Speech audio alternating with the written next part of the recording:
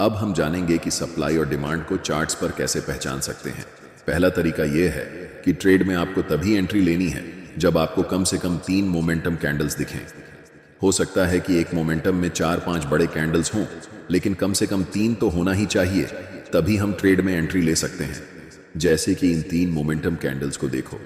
ध्यान रखना कि ऐसे छोटे कैंडल्स को सप्लाई और डिमांड मत समझना। इस एग्जाम्पल में हम इन 3 ग्रीन मोमेंटम कैंडल्स का इस्तेमाल करेंगे। दूसरा चीज आपको यह करना है कि ऐसे एरिया ढूंढना है जहां से मोमेंटम शुरू हुआ है, और उन तीनों कैंडल्स के जस्ट प्रीवियस वाले कैंडल पर हम एक रेक्टेंगल बॉक्स ड्रॉ करेंगे। ध्यान देना कि वह बॉक्स कैंडल की हाई और लो को पूरी तरह कवर कर रहा हो।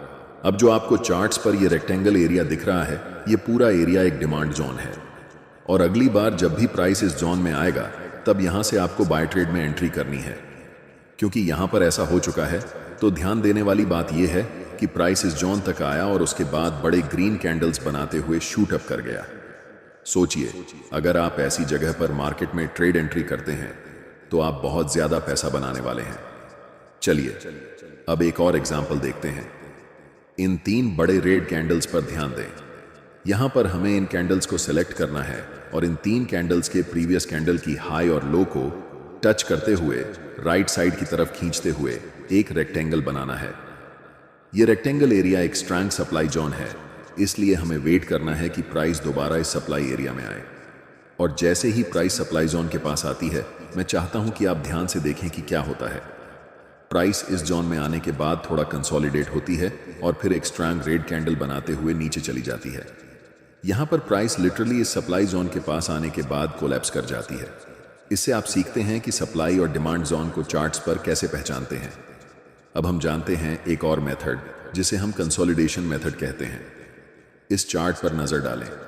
यहां पर प्राइस एक टाइट रेंज में ऊपर नीचे हो रही है, जिसे हम कंसोलिडेशन जोन कहते हैं। अब हम एक रेक्टेंगल टूल लेंगे और इस पूरे कंसोलिडेशन जोन को कवर करते हुए राइट साइड की तरफ रेक्टेंगल को ड्रॉ करेंगे। ध्यान से देखिए कि प्राइस इसके बाद क्या करती है। प्राइस इस कंसोलिडेशन जोन को तोड़ने के बाद रीसेट के लिए ऊपर जाती है, और जैसे ही वह रेक्टेंगल बॉक्स को टच करती है, प्राइस वहां से नीचे की तरफ आने लगती है। तीसरा मेथड है आपको ऐसे एरिया को खोजना जहां पर मैक्सिमम नंबर में कैंडल्स की लंबी विक्स हों। चार्ट्स पर विक्स का बनना हमें बताता है कि प्राइस उस लेवल से रिजेक्ट हो रही है, और ऐसे लेवल को मार्केट में रिजेक्शन लेवल कहा जाता है।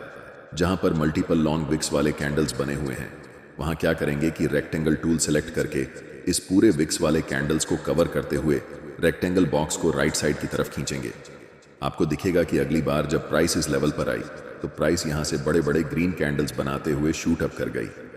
इसे हम कह सकते हैं कि यह एक बहुत ही स्ट्रॉन्ग डिमांड जोन है। अब हम पूरे यकीन के साथ कह सकते हैं कि आप सप्लाई और डिमांड जोन को चार्ट्स पर पहचानना सीख चुके हैं। इसके बाद यह बेहद जरूरी है कि आप ये जानें कि आप इसे कैसे ट्रेड करेंगे। इस चार्ट में हमने 3 बड़े ग्रीन मोमेंटम कैंडल्स को पहचान लिया है। अब हम उनके हाई और लो को कवर करते हुए राइट साइड तक एक रेक्टेंगल जोन बनाएंगे और आपका डिमांड जोन तैयार हो जाएगा। अब हम वेट करेंगे कि कब प्राइस वापस इस डिमांड जोन में आएगी। ट्रेड में एंट्री करने के लिए आपके पास 2 सबसे ज्यादा उपयोग किए जाने वाले तरीके हैं। पहला तरीका है कि आप एक बाय लिमिट ऑर्डर प्लेस कर सकते हैं, ताकि जब भी प्राइस इस डिमांड जोन में आए तो ऑटोमेटिकली बाय ट्रेड में एंट्री हो सके। दूसरा तरीका यह है कि आप मैन्युअल बाय ऑर्डर लगा सकते हैं जब प्राइस इस लेवल पर आती है। हम ज्यादातर दूसरे तरीके को ही प्रेफर करते हैं, क्योंकि याद रखना चाहिए कि डिमांड जोन कितना भी स्ट्रांग क्यों ना हो, हमेशा यह चांस रहता है कि प्राइस उस लेवल को ब्रेक कर दे। अब हम वेट कर रहे हैं कि कब प्राइस इस डिमांड जोन के पास वापस आएगी। जैसे ही प्राइस इस डिमांड जोन के पास आती है या फिर उसे टच करती है, आपको तुरंत मार्केट में एंट्री नहीं लेना है। पहले मार्केट को कंफर्मेशन देने दो कि अब मार्केट ऊपर जाने वाली है। आप देख सकते हैं कि यहां पर एक 2G कैंडलस्टिक पैटर्न बना है, और ये लंबी विक्स हमें बताती है कि प्राइस यहां से रिजेक्शन ले रही है। लेकिन हम अभी भी कंफर्म नहीं हुए हैं कि प्राइस ऊपर ही जाने वाली है, इसीलिए हमें और इंतजार करना पड़ेगा। जस्ट नेक्स्ट कैंडल एक बड़ी बुलिश कैंडल फॉर्म होती है, और हम यहां पर कंफर्म हो जाते हैं कि मार्केट अब यहां से ऊपर जाने वाली है, क्योंकि ये बुलिश इंगल्फिंग कैंडल हमें बताती है कि मार्केट में स्मार्ट मनी बाइंग पोजीशन बना रही है। और आप जानते हैं कि स्मार्ट मनी की एंट्री के बाद प्राइस सुपरफास्ट स्पीड से ऊपर जाने वाली है। हम यहां मार्केट में एंट्री लेंगे जिसमें हमारा स्टॉप लॉस स्विंग लो के नीचे होगा। अगर आप ज्यादा सेफ रहना चाहते हैं तो आप अपना स्टॉप लॉस बिल्कुल इस डिमांड जोन के नीचे रख सकते हैं। अगर हम टारगेट की बात करें तो ऊपरी लेवल पर प्रीवियस कुछ कैंडल्स को देखें। यहां पर 3 लगातार रेड कैंडल्स बनी हैं और उनके जस्ट प्रीवियस कैंडल एक लॉन्ग विक्स रिजेक्शन कैंडल है, जिससे हम कंफर्म हो जाते हैं कि यह लेवल एक सप्लाई जोन है। इसीलिए जब प्राइस इस लेवल को टच करेगी हम अपना प्रॉफिट यहां बुक करेंगे। जब एक बार कोई सप्लाई या डिमांड जोन प्राइस का रिस्पेक्ट नहीं करता है तो आपको पहले से ड्रॉ किए हुए रेक्टेंगल को डिलीट करना है और फिर नए सप्लाई और डिमांड जोन को चार्ट्स पर ड्रॉ करना है। अगर कोई नया सप्लाई या डिमांड जोन नहीं दिख रहा है तो हम मार्केट में वेट करेंगे।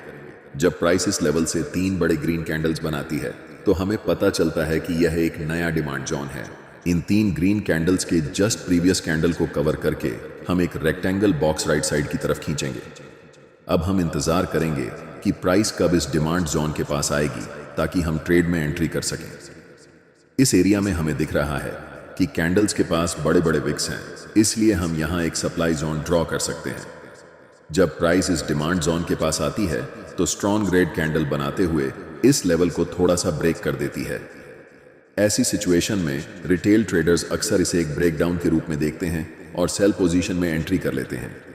लेकिन नेक्स्ट कैंडल एक बुलिश कैंडल बनती है जो कंफर्म करती है कि अब प्राइस यहां से ऊपर जाने वाली है। इस सिचुएशन में हम बाय पोजीशन में एंट्री करेंगे और नेक्स्ट सप्लाई जोन तक अपना टारगेट रखेंगे। हमारा stop loss last swing low के नीचे होगा। इसके बाद प्राइस बुलिश कैंडल्स बनाते हुए ऊपर की तरफ बढ़ जाती है और हमारा टारगेट हिट हो जाता है। अगर आप अभी तक मेरे वीडियो को देख रहे हैं तो अब मैं आपके साथ अपनी सीक्रेट ट्रेडिंग स्ट्रेटेजी शेयर करने वाला हूं, जिसमें मैं बताऊंगा कि सप्लाई और डिमांड को यूज करके मैं खुद कैसे ट्रेड करता हूं। ट्रेड करते समय मैं सिर्फ एक कंफर्मेशन पर ध्यान नहीं देता, बल्कि मल्टीपल कंफर्मेशंस को देखता हूं, तभी ट्रेड में एंट्री लेता हूं। एक्सटर्नल कंफर्मेशन के लिए मैं अक्सर फिबोनाची रिट्रेसमेंट टूल का उपयोग करता हूं और ऐसा मैं तभी करता हूं जब प्राइस अपर ट्रेंड या डाउनर ट्रेंड में होती है।